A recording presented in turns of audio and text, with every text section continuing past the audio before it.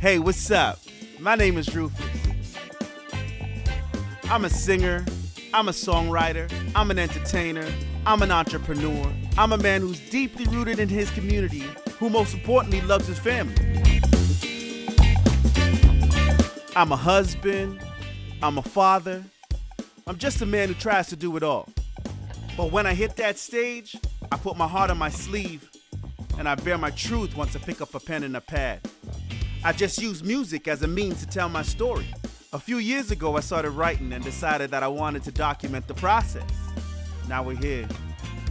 This is the Gone But Not Forgotten Docu-Series. Let me tell y'all about my writing and what that process is like. Let's go.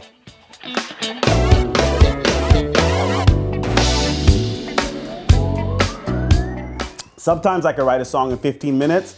Sometimes it takes me 15 days. Sometimes it takes me 60 days. It kind of just depends on the vibe. I am definitely not one of those writers that could walk into a room and be like, I'm gonna write a song today, and I just write a song. Not that type of writer. I have to feel it. I have to be in the zone. I like writing with a pen and a pad. I like to see my mistakes in a song. I like to see where an idea was going and where it ended up. I like to see scribbles on the notepad. Having a pen in my hand and a pad in my hand is great. I love it. I tried the technology thing. I truly tried.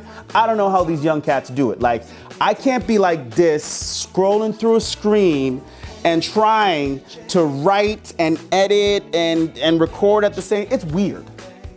On this project, and I think on every project I've collaborated. For example, sometimes when I'm too close to a track, the track ends up being very personal and not broad enough for the general public to kind of grasp what it is that I'm saying. So then I will reach out to a writer, and the writer and I will work on the song. Michael Harris. Shout out to Michael Harris. I wrote with Michael Harris on the last album, and on this album, I wrote with him for 2 tracks. Same thing. I worked with Michael Harris on Father, I Thank You.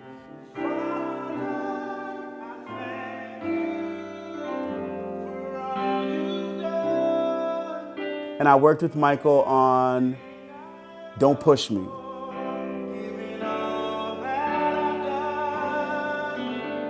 When I write my music, I have to be selfish. I have to go through something in order to write about it.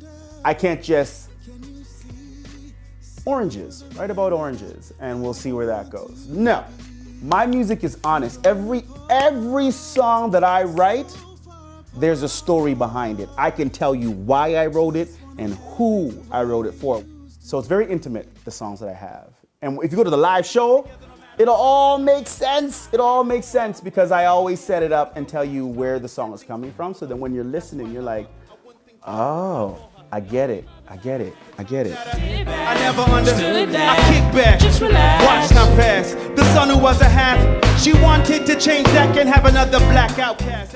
I wrote about, I'd say I wrote about 14 songs, and I'm gonna narrow that down.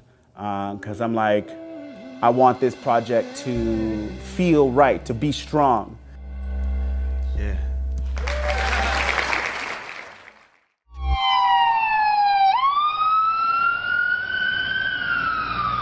Once I started this process, I ended up in the hospital in October, November. I was out for 2 months, literally. So when I was out for 2 months, writing stopped. I then had to write to the Arts Fund to be like, I need an extension. They gave me an extension. Fast forward to the summer, my producers now are all full-time musicians. They are now on tour. I have to ask for a second extension because this summer, some of the producers, they got gigs touring, and that's just the reality of the life that they lead and the situation that I'm in. I'm hoping that we can get this project done for January 2017, and I'm hoping that the Arts Fund will allow us to extend the project. Got the extension. End of summer, my camera that I bought got stolen out of my car. I went to the gym. I came back. I wasn't even thinking about the camera at the time.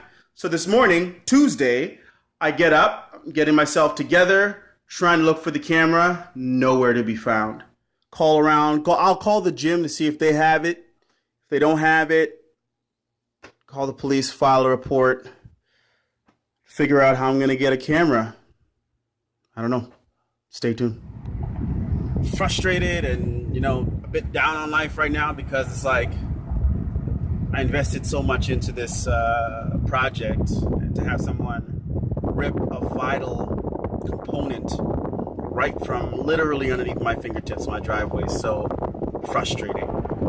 So I had no camera. I had to go now out of pocket to purchase another camera to finish the footage that you guys are seeing now.